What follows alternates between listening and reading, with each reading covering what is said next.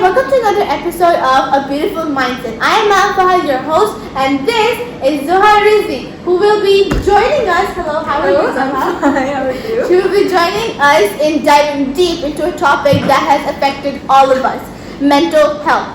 It doesn't matter if you're young or old, mental health is something we all experience. So Zuha, what are your insights on the topic? So, let's start with society.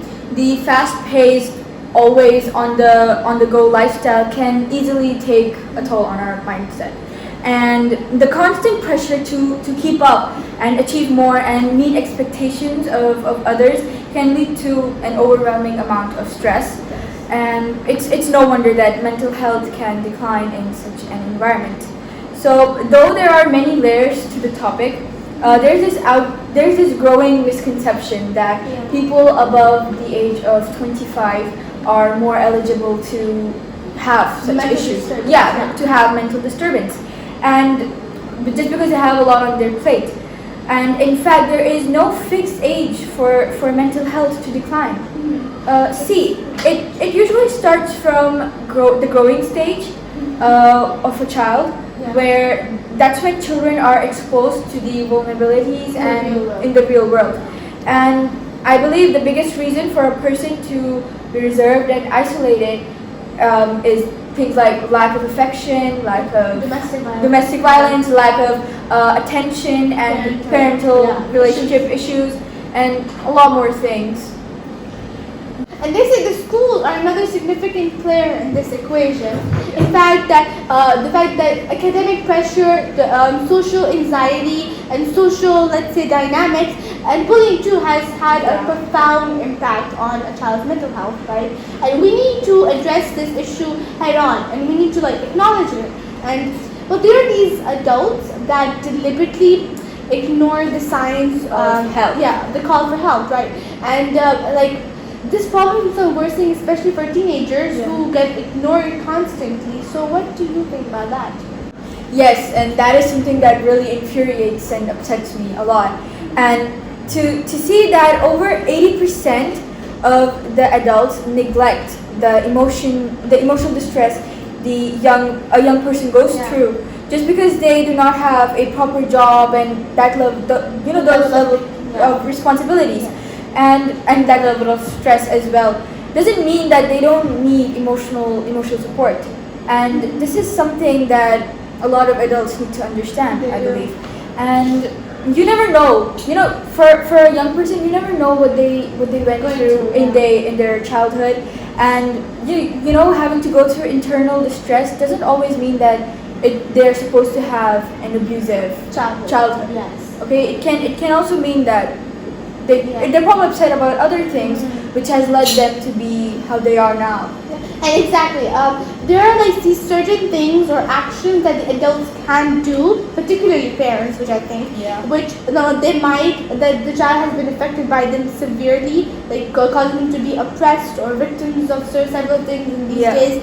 And especially being compared with others and all that insecurity. Being compared with others and having a very strict environment when parents force their kids to do stuff. Those insecurities that you all get.